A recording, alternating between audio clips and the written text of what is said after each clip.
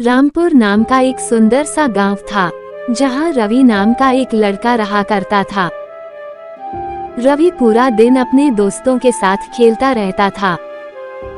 रवि, अब कितना खेलेगा? घर वापस आ जा। अरे यार, मेरी मम्मी बुला रही है, अब मुझे जाना पड़ेगा।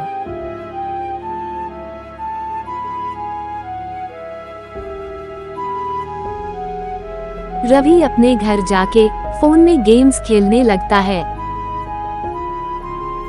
बेटा, तेरे पापा खेत में काम कर रहे हैं, जा उन्हें खाना पहुंचा दे।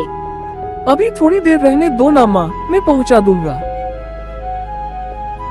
गेम्स खेलते खेलते आधा घंटा हो जाता है। रवि, अब तो खाना पहुंचा दे।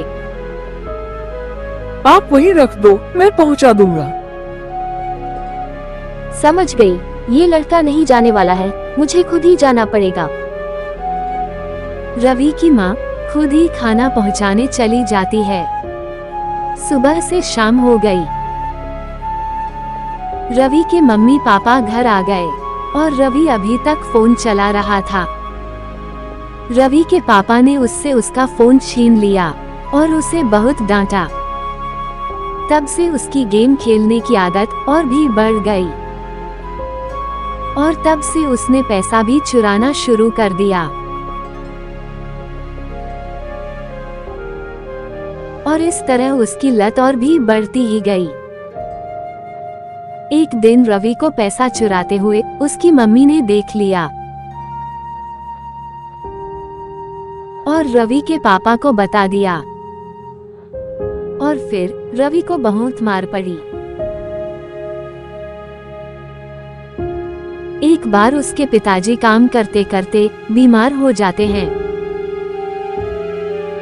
बेटा, तेरे पापा को बहुत तेज बुखार है और खेत में फसल लगाना अभी बाकी है, तो अब ये काम तुम्हें ही करना पड़ेगा। अरे नहीं नहीं, मुझसे ये सब काम नहीं होगा। दूसरों के खेतों में बुनाई भी हो चुकी थी, लेकिन रामू के खेत में जुताई करना भी बाकी था। रवि बेटा, जरा इधर आना। बेटा, हमारे पूर्वज हमारे लिए बहुत सारा खजाना हमारे खेत के नीचे छुपा कर गए हैं।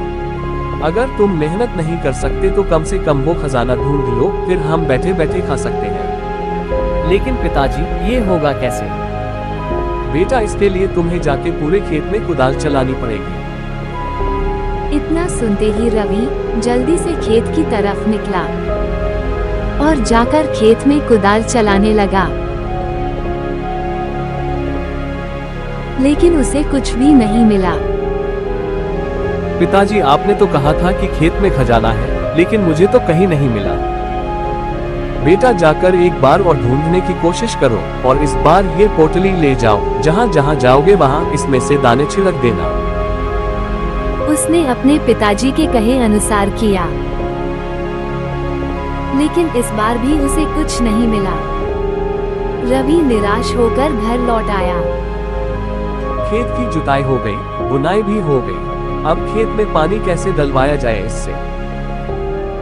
रवि के पापा सोच ही रहे थे कि तभी बारिश शुरू हो गई और खेत में पानी डल गया और हर साल की तरह इस साल की भी फसल अच्छी होगी। और तब तक रवि के पापा ठीक हो गए। फिर उन्होंने अनाज को अच्छे दामों में बेच दिया और इस तरह इस बार की खेती रवि ने कर दिखाई। तब से रवि अपने पापा के काम में हाथ भी बटाने लगा और इस तरह फोन चलाने वाला रवि मेहनती रवि में बदल गया।